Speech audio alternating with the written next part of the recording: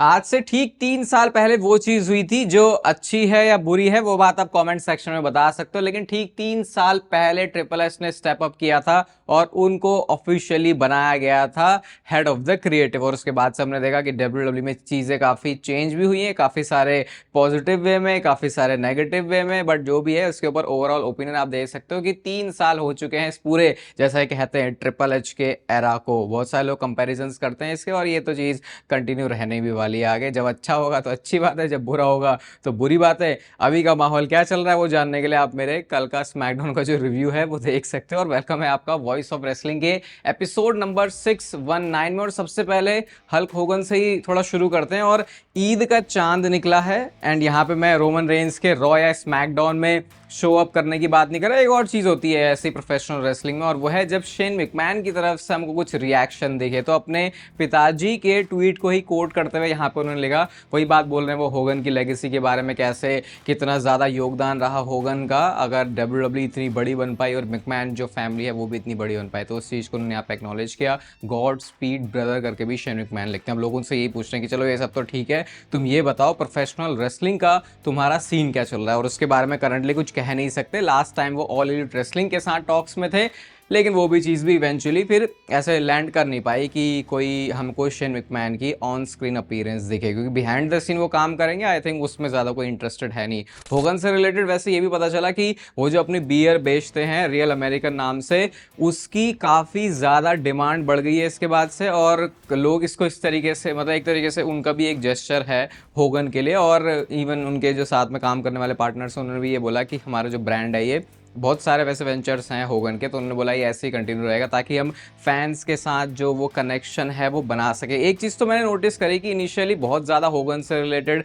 उल्टी सीधी चीज़ें बातें निकल के आ रही थी, लेकिन अब काफ़ी, आई थिंक जब डब्ल्यूडब्ल्यू ने भी स्मैकडाउन में अच्छे से ट्रिब्यूट दिया तो लोग अब उतना ज़्यादा उसके बारे में बात नहीं कर रहे। इससे पहले तक अभी एडब्ल्यू की तरफ से भी कोई स्टेटमेंट आई नहीं थी इसको लेके, बट उन्होंने भी, टोनी शिवानी ने अभी आके अपने कोलिजन के शो में जो है होगन के बारे में बोला। तो आप कह सकते हो कि ठीक है, बंदा अब जा चुका है, बहुत सारी नेगेटिव चीज़ें रही उसके अराउंड, लेकिन लोगों ने स्टिल कह सकते हैं कि थोड़ी बहुत इंसानियत है और चीज़ों को पॉजिटिवली देखना और लेना शुरू किया है। एक बड़ा इंटरेस्टिंग ट्रेडमार्क डब्ल्यूडब्ल्यू ने फाइल किया है जिसका नाम है सुपर ब्रॉल। अब अगर अमेरिकन कोई ऐसा कोई नाम सुनेगा तो ये बिल्कुल एक तरीके से पैरोडी की तरह साउंड करता है, सुपर बोल जो उनका बहुत बड़ा इवेंट रहता है। लेकिन ये पहले एक WCW का शो रह चुका है, तो एक इवेंट, एक स्पेशल इवेंट के नाम से इस ट्रेडमार्क को फाइल किया है। तो जैसे हम SNM देखते हैं सैटरडे नाइट्स मेन इवेंट, शायद वैसा ही कुछ सिमिलर चीज डब्ल्यूडब्ल्यू ये सुपर ब्रॉल के साथ भी करने वाली है। ऑलरेडी काफी मिक्स्ड रिएक्शन रहता है SNM को लेके। कभी लगता है कि यार यहाँ पे बहुत सारी अच्छी इंपॉर्टेंट चीजें होंगी, फिर कभी लगता है कि नहीं भाई ये तो शो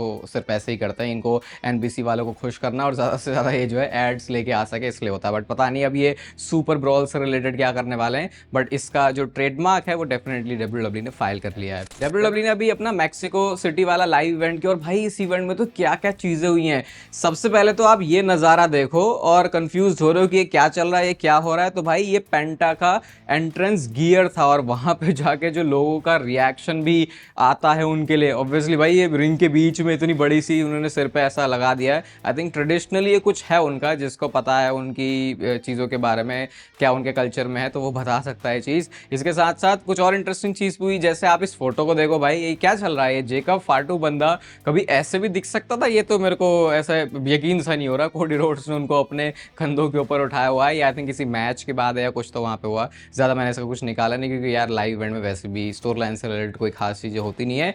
एल्बर्टो डेल रियो के लिए रिएक्शन भी आता है मैक्सिको में, जब वहाँ पे क्राउड जो है उनके नाम के चैंट कर रहा था। तो अब क्या डब्ल्यूडब्ल्यू इस चीज़ को एक सैंपल साइज की तरह ले सकती है कि, क्योंकि मैक्सिको में तो भाई डेल रियो बहुत ज़्यादा फेमस है, तो क्या डब्ल्यूडब्ल्यू उस चीज़ को यूज़ करेगी और क्या वो उनको डब्ल्यूडब्ल्यू में लेके आएंगे? बाकी कल वाली वीडियो में आपको बताया था कि ट्रिपल ए प्रमोशन में वो कुछ तो उनका सीन हुआ जिसकी वजह से मैच वो हार गए, और उसमें ये था क्लॉज स्टिपुलेशन कि भाई अगर एल्बर्टो डेल रियो हार जाएंगे तो उनको जाना पड़ जाएगा। तो क्या उसका मतलब ये है कि वो डब्ल्यूडब्ल्यू की तरफ आ रहे हैं? ये एक इंटरेस्टिंग चीज़ होगी। बट मैक्सिको वाला जो क्राउड है बहुत ज़्यादा वो हॉट रहता है। अभी उससे रिलेटेड एक और चीज़ मैं आपको बताऊंगा, लेकिन पहले जरा ट्रेविस स्कॉट और डब्ल्यूडब्ल्यू के बारे में बात कर लेते हैं। तो भाई अब इसके ऊपर फाइनली हमारे पास एक इंटरेस्टिंग रिपोर्ट आई है कि भाई सारा मामला हुआ क्या है डब्ल्यूडब्ल्यू और ट्रेविस स्कॉट के बीच में। तो पहले तो हमने देखा कि डब्ल्यूडब्ल्यू ने खुद ट्रेविस स्कॉट को बहुत हाइप किया, ट्रिपल एच ने तो क्या क्या बात है, किसी को याद है एलिमिनेशन चेंबर के बाद कुछ तो बहुत तगड़ी बात बोली थी ट्रिपल एच ने ट्रेविस स्कॉट के बारे में, मेरे दिमाग से निकल रहा है, जिसने मेरे को सीरियस लेने पे थोड़ा मजबूर किया था। क्या डब्ल्यूडब्ल्यू वाले ले रहे हैं तो चलो कौन है बंदा देख लेते हैं, क्योंकि मेरे को बाकी इनका गाने वानों का ज़्यादा कोई हिसाब किताब पता नहीं है। बट अब सीन क्या हुआ कि भाई उनका तो रेसलमेनिया के बाद से नाम ही गायब है, और फिर उन्होंने सुना कि उतना ज़्यादा वो एफर्ट नहीं दे पाए, तो लिटरली आर्ग्यूमेंट, बहसबाजी और जो यारी दोस्ती है वो ख़त्म ही हुई है डब्ल्यूडब्ल्यू और ट्रेविस स्कॉट के बीच में।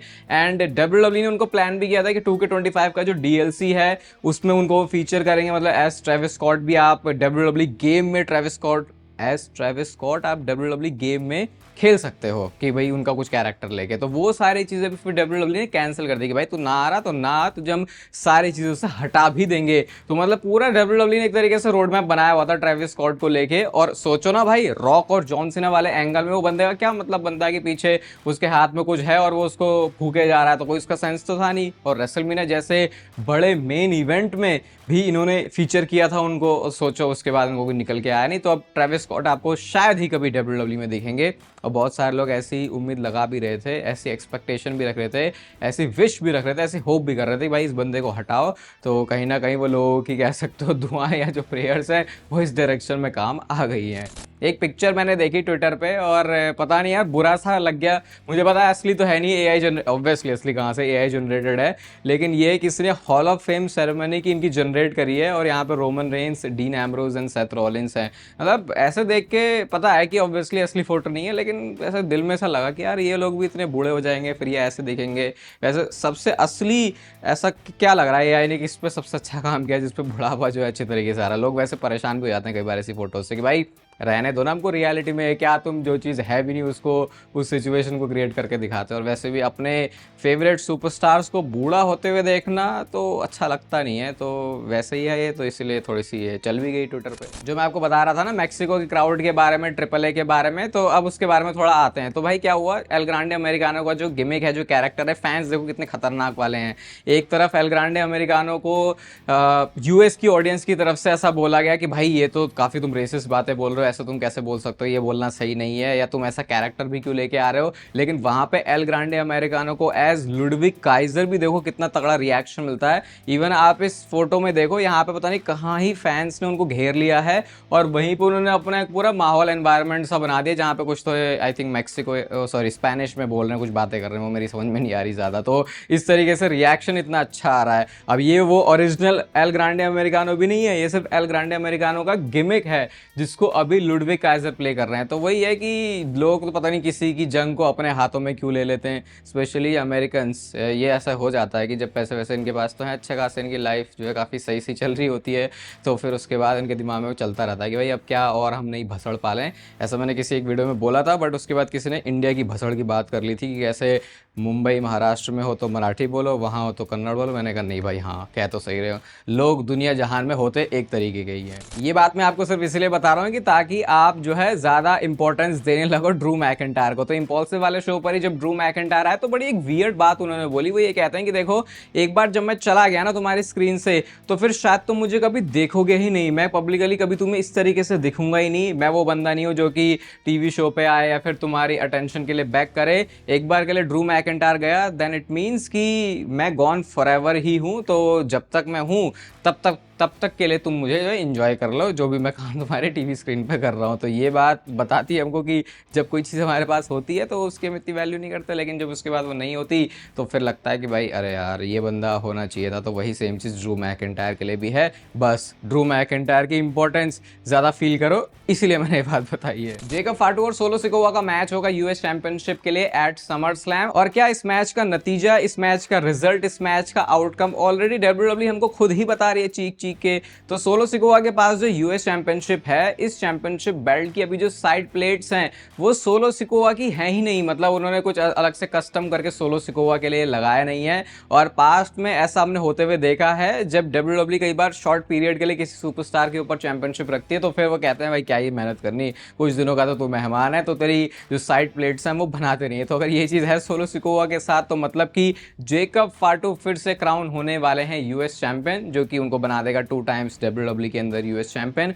इस चीज़ को वैसे ऐसे भी ले नहीं सकते कि 100% ऐसा ही है, लेकिन कई केसेस में ऐसा हो जाता है। कल स्मैकडाउन के रिव्यू में भी देखो मैंने बोला था कि समर स्लैम की इतनी हाइप ज्यादा फील नहीं हो रही, लेकिन क्या डब्ल्यूडब्ल्यू कुछ बहुत तगड़ा और कुछ बहुत अनएक्सपेक्टेड बोल सकते हो, कुछ ऐसा प्लान कर रही है समर स्लैम के लिए। तो मैंने आपको बताया था कि क्या आइडिया है कि नाइट 1 और नाइट 2 का मेन इवेंट कौन सा होगा। तो नाइट 1 का गुंथर और सीएम पंक, और नाइट 2 का कोडी रोड्स और जॉन सीना का जो अनडिस्प्यूटेड चैंपियनशिप का मैच होगा। लेकिन डब्ल्यूडब्ल्यू इन दोनों ही नाइट्स को जब प्रमोट कर रहे तो सैटरडे की जो समर स्लैम की नाइट है उसमें जो फीचर किया गया है मैच वो गुंथर और सीएम पंक वाला नहीं है, वो यही टैग टीम मैच है जहां पे Roman Reigns and Jey Uso tag team match में लड़ने वाले हैं against Bron Breakker and Bronson Reed. तो अगर ये मैच सही में इसको इस तरीके से प्रमोट कर रहे हैं और अगर ये मैच शो का मेन इवेंट बन रहा है तो फिर शायद इस मैच में कुछ बहुत इंपॉर्टेंट चीज होने वाली है। ऐसा क्यों? ऐसा इसलिए क्योंकि अगर गुंथर और सीएम पंक जो कि वर्ल्ड चैंपियनशिप के लिए मैच है, अगर उससे ऊपर इस मैच को रखा जा रहा है, जबकि यहां पर कोई चैंपियनशिप इन्वॉल्व नहीं है, ये भी नहीं कह सकते कोई इस मैच की बहुत तगड़ी करके उन्होंने बिल्ड बना दी, बट स्टिल अगर इस शो को मेन इवेंट करता है तो मतलब कि कुछ तो ऐसा है जो कि शायद डब्ल्यूडब्ल्यू की नजर में गुंथर और सीएम पंक के मैच को भी टॉप करेगा। तो भाई फिर शायद आप एक्सपेक्टेशन रख सकते हो थोड़ी इस मैच से ज्यादा, कुछ भी हो सकता है। देखो फिर इस मैच में अब पॉसिबिलिटी यहाँ पे एंडलेस है, और इस मैच के जो लेटेस्ट ऑड्स हैं वो भी रिलीज हुए, और भाई बहुत हैवी फेवरेट हैं इस मैच में करंटली जीतने के लिए Roman Reigns and Jey Uso. जो ब्रॉनसन रीड और ब्रॉन ब्रेकर का चांस है ऑड्स के अकॉर्डिंग वो बहुत ज़्यादा कम है। हालांकि ऑड्स आजकल इतने ज़्यादा एक्यूरेट होते भी नहीं है क्योंकि चीज़ें कई बार मौके पे चेंज हो रही हैं आजकल, स्पेशली ट्रिपल एच के टाइम में। तो अगर भाई ये कुछ सही में कुछ बहुत भसड़ प्लान करे तो भाई ठीक है, क्योंकि फिर समर स्लैम का जो मज़ा है आई थिंक हम उसको बेटर फील कर सकते हैं। वैसे मैं लगता नहीं मुझे मेन इवेंट करना चाहिए इस हिसाब से, लेकिन अगर कुछ है तो डेफिनेटली फिर शायद नाइट 1 जो है बड़ी इंटरेस्टिंग हो सकती है। बाकी इस इंटरेस्टिंग वीडियो को यहाँ तक देखने के लिए अपने इंटरेस्ट के हिसाब से इस वीडियो को लाइक कर देना, चैनल को सब्सक्राइब कर दो ऐसे और मस्त डब्ल्यूडब्ल्यू से रिलेटेड कंटेंट के लिए। बाकी तब तक फिर लेते रहो जिंदगी के मजे।